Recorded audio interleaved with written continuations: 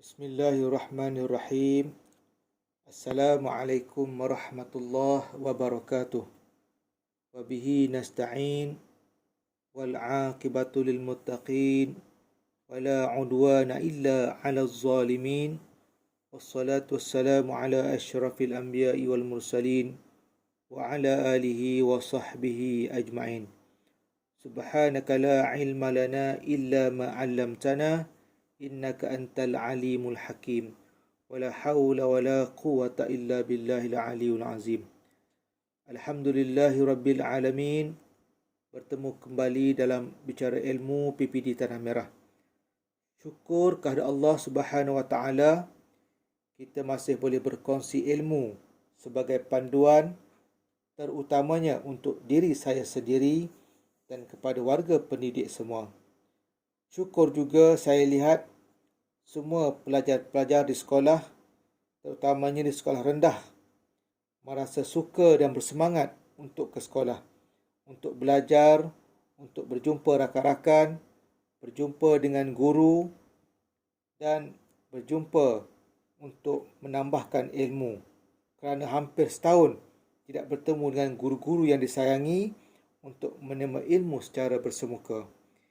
Guru-guru juga kita lihat bersemangat untuk memulakan PDP bersemuka dengan pelajar dan semangat kerja warga pendidik tidak pernah padam dalam lubuk hati seorang guru kepada pelajar-pelajarnya.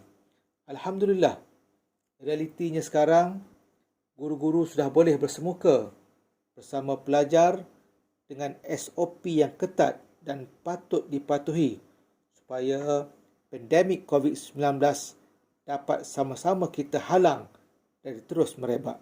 InsyaAllah. Bak kata pepatah, mencegah lebih baik dari mengubati. Baiklah warga pendidik yang dihormati, bicara dan perkongsian kita sebelum ini tentang motivasi kerja. Persoalan yang diajukan, adakah motivasi kerja satu faktor yang penting dalam organisasi kita seperti di sekolah, di pejabat pentadbiran, di PPD dan ataupun di JPN dan seterusnya di KPM. Saya merujuk dalam penulisan Muhammad Saleh Lebar dalam bukunya Memahami Psikologi pada tahun 1999.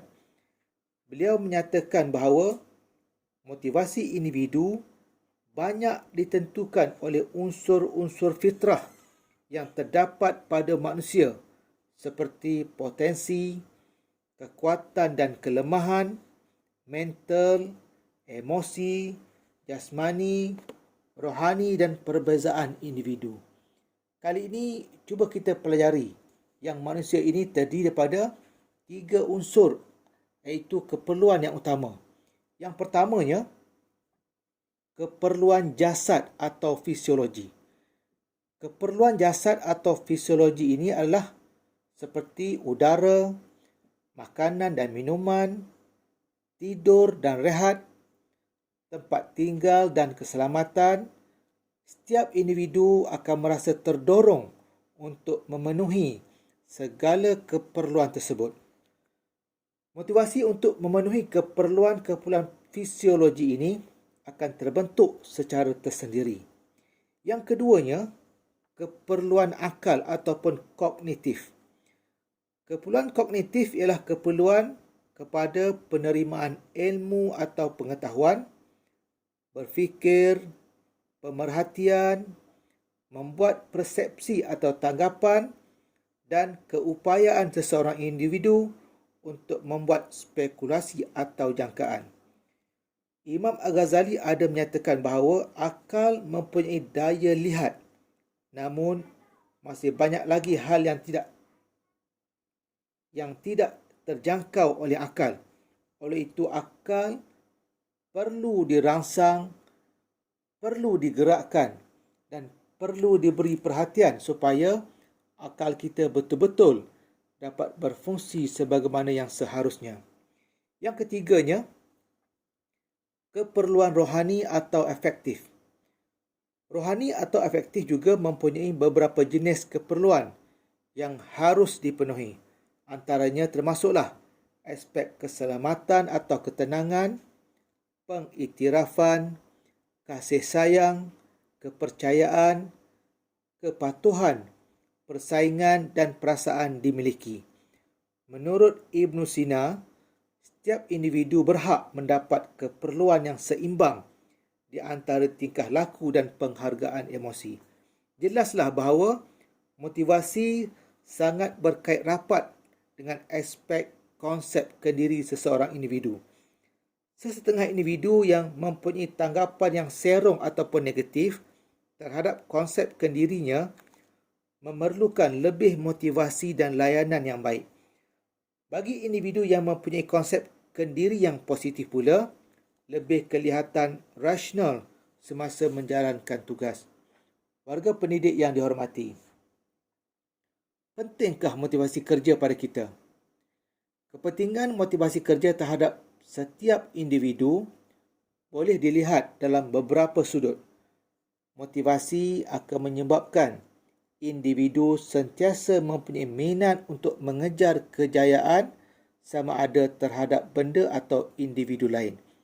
Pakar psikologi Atkinson pada tahun 1965 menyatakan bahawa apabila individu mula menghadapi situasi mengejar sesuatu perkara, benda atau orang, terdapat dua jenis motivasi yang bertentangan akan timbul pada masa yang sama, iaitu motivasi mengejar kejayaan dan motivasi mengelak kegagalan.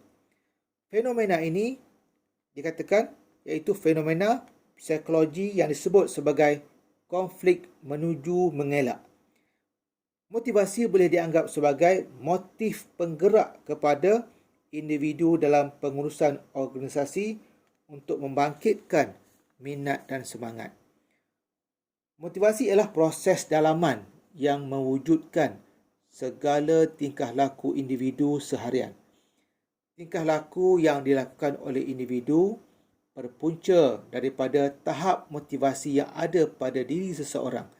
Sekiranya tingkah laku yang dipilih dapat memberi kepuasan dan ketenangan kepada individu, maka tingkah laku itu akan dilakukan secara berterusan dan berulang-ulang kerana minat untuk melakukannya wujud.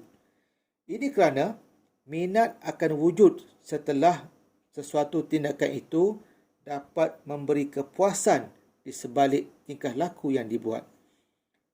Motivasi sangat penting kerana ia dapat mewujudkan penumpuan dan perhatian yang sepenuhnya terhadap apa yang dilakukan dan bukannya perlakuan kerana terpaksa.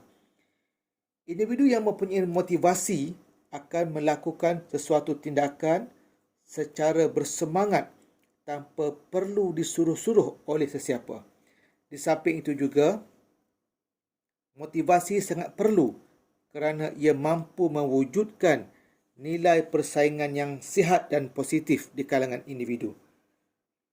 Motivasi menjadi asas kepada tenaga penggerak individu untuk bekerja dan mencipta suasana persaingan yang positif di tempat kerja. Kita sebagai warga pendidik, terutamanya guru-guru, perlu kepada motivasi kerja supaya kerja buat kita dapat dilaksanakan dengan lebih baik, mendapat kepuasan dan akan menghasilkan kejayaan yang cemerlang dalam organisasi pendidikan. Firman Allah Subhanahu wa taala dalam surah At-Taubah ayat 105, A'udzu billahi minasyaitonir rajim. Bismillahirrahmanirrahim. Wa qul i'malu fasayarallahu 'amalakum wa rasuluhu wal mu'minun wa saturadduna ila 'alimil ghaibi wasyahadah fayunabbi'ukum bima kuntum ta'malun. Maksudnya, dan katakanlah, bekerjalah kamu, nescaya Allah dan Rasulnya serta orang-orang mukmin akan melihat pekerjaanmu itu dan kamu akan dikembalikan kepada Allah yang mengetahui yang ghaib dan nyata. Lalu diberitahukannya kepada kamu apa yang telah kamu lakukan. InsyaAllah kita sama-sama berkongsi ilmu untuk peringatan diri kita. Sekian, Wassalamualaikum warahmatullahi wabarakatuh.